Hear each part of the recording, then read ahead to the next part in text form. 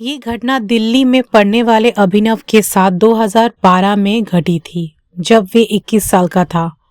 अभिनव का दिल्ली यूनिवर्सिटी के हिंदू कॉलेज में एडमिशन हुआ था।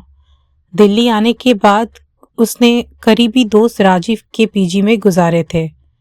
राजीव अपने कॉलेज के दोस्तों के साथ रहता था। बहुत सारे लोग घर में होने की वजह से अभिनव को पढ़ाई करने के लिए बहुत दिक्कत हो रही थी, तो उसने सामने ही कैंपस के पास एक अच्छा सा पीजी ले लिया था विजयनगर में। पर उसे पता नहीं था उस फ्लैट में कुछ ऐसा होने वाला है जो कि कल्पना से भी बाहर था। अभिनव उस फ्लैट में संडे को शिफ्ट कर लिया था ताकि वो अच्छे से सेटल हो जाए। शिफ्ट करते करते उसे एक कोने में 2 पुराने झुमके मिले थे, तो उसने ज़्यादा सोचते ना हुए वो झुमके को साइड टेबल के एक पुराने ड्रॉयर में रख दिया था। सामान इधर उधर करते हुए अभिनव इतना थक गया था कि बेड पर लेटते ही उसका आंख लग गया, और जैसे ही आंख लगने वाली थी एकदम पास एक लड़की की रोने की आवाज आने लगी। धीरे धीरे वे आवाज बढ़ने लगी और फिर अचानक से बंद हो गई। तभी उसको घर के एक कोने से किसी के जोरों से चिल्लाने की आवाज आई और उसकी आंखें खुल गई। वो जब इधर उधर देखा तो कुछ भी नहीं था। वो इतना डर चुका था कि भागकर दरवाजा खोलने का बहुत कोशिश किया, पर दरवाजा जैम हो चुका था। फिर वो क्या करता, ये रोने का आवाज कंटिन्यूअसली होता ही रहा। अभिनव को पूरी रात नींद नहीं आई, लेकिन जैसे ही सुबह हुई वे आवाज बंद हो गई। अभिनव उसके बाद दरवाजे के पास गया तो दरवाजा भी अपने आप से खुल गया था, जैसे कुछ हुआ ही नहीं है दरवाजा को। अभिनव ने पूरा घर छाना लेकिन उसको कुछ भी नहीं मिला। सब एकदम ठीक था, क्योंकि रात में अभिनव की पूरी नींद नहीं हुई थी, तो वे बाहर निकलकर सोफे पर ही जाकर सो गया। कुछ देर सोने के बाद जब वे उठा तो उसने अपने दोस्तों को फोन करके पिछली रात के बारे में बताया, पर सबने उसको यही कहा कि ये जरूरी उसकी थकान की नतीजा है और कुछ नहीं। उसने अपने दोस्त राजीव को अपने पास बुलाने की कोशिश की, पर उसका एग्जाम चल रहा था तो वो नहीं आ पाया। अभिनव को भी सबसे बात करके यही लगा कि हो सकता है उसका वहम हो, लेकिन फिर भी दिन भर पढ़ने के बाद उसने डिसाइड किया कि वे उस रात अपने बेडरूम में नहीं बल्कि बाहर लिविंग रूम में सोफे पर ही सोएगा। पढ़ने के बाद सोफे पर लेटते ही उसे नींद आ गई। कई घंटे बीत गए पर कुछ नहीं हुआ। तभी अचानक से अभिनव को वही रोने की आवाज सुनाई दी और उसको ऐसा महसूस होने लगा जैसे कोई उसको खींच रहा हो। लेकिन जैसे ही अभिनव की नींद टूटी और आंखें खुली तो उसने देखा कि वह कोई नहीं था। उसे लगा ये फिर से उसका वहम है और वे सब कुछ इग्नोर करके फिर से सोने चला गया। कुछ ही देर में दोबारा उसकी आंख लग गई, लेकिन थोड़ी देर में उसे वही रोने की आवाज सताने लगी और इस बार वे एक अजीब सी घुटन महसूस करने लगा। सारी रात उसके साथ यही होता रहा। अगले दिन अभिनव ने अपने फ्लैट में आसपास के लोगों से बात करने की कोशिश की, पर जो कुछ भी हो रहा था उसके बारे में उन्हें कुछ नहीं पता था, क्योंकि वहां पर रहने वाले लोग कॉलेज स्टूडेंट्स थे जो 1-2 साल पहले ही वहां आए थे। उसने परेशान होकर जब फ्लैट ओनर को कॉल किया तो उसका भी फोन नहीं लग रहा था। अभिनव ने सबकी सलाह मानकर एक साइकियाट्रिस्ट को कंसल्ट किया, जिसने उसको अलग अलग टेस्ट करवाए, पर उसे कुछ नहीं मिला। उस साइकियाट्रिस्ट ने अभिनव को समझाया कि कभी कभार भारी थकान और स्ट्रेस के वजह से हम लोग कुछ स्लीपिंग पिल्स सजेस्ट करते हैं। तो स्लीपिंग पिल्स लेकर अभिनव सो जाता था, पर अब उसको अपने सपने में एक लड़की दिखने लगी थी जो जोर जोर से एक कोने में बैठकर रोती थी। एक और सपने में अभिनव के लाख रोकने के बाद भी एक बिल्डिंग के टेरेस से छलांग लगाती थी।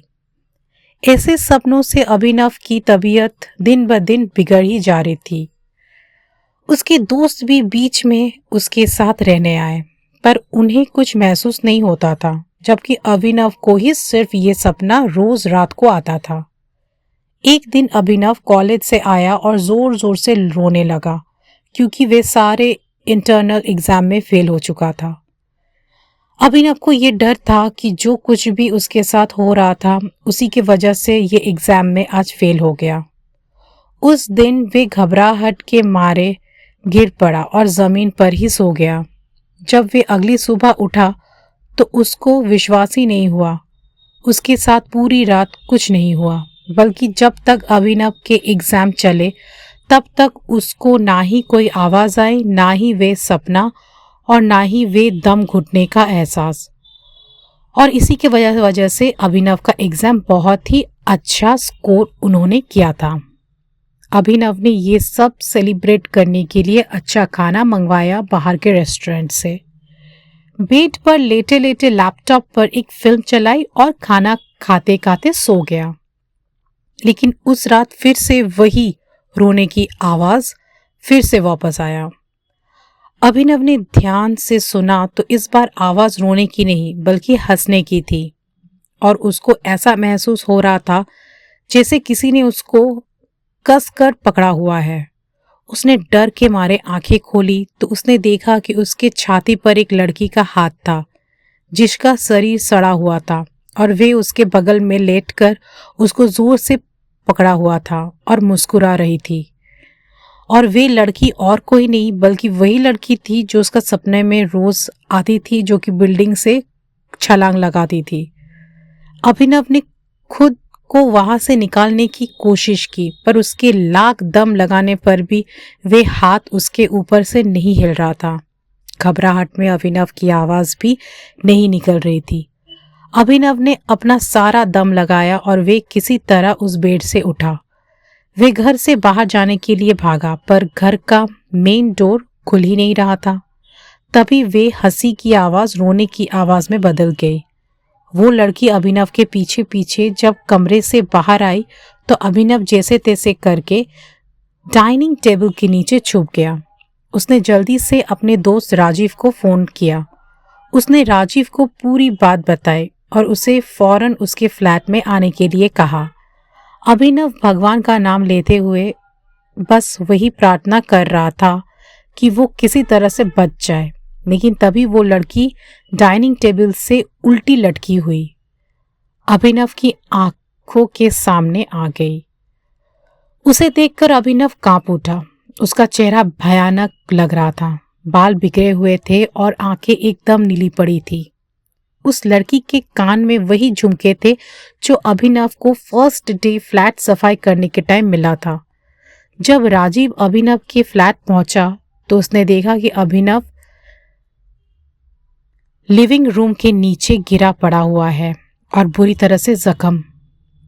राजीव तुरंत अभिनव को हॉस्पिटल लेकर गया। अभिनव को बहुत चोट लगी थी, लेकिन जब उसे होश आया तो अभिनव ने राजीव को बताया कि उस लड़की की आत्मा अभिनव को प्यार करने लगी है और वो उसका पीछा कभी नहीं छोड़ेगी। अभिनव हॉस्पिटल में धीरे धीरे रिकवर हो रहा था, लेकिन एक रात खबर आई कि अभिनव ने हॉस्पिटल के बिल्डिंग के टेरेस से कूदकर अपनी जान दे दी और लाश के साथ 2 झुमके भी पाए गए हैं। राजीव को कभी समझ नहीं आया कि अभिनव दिमागी रूप से बीमार था या सचमुच उस लड़की की आत्मा ने उसके साथ ये सब किया था। खैर जो भी हो, उसने अपने जिगरी दोस्त को हमेशा के लिए खो दिया था।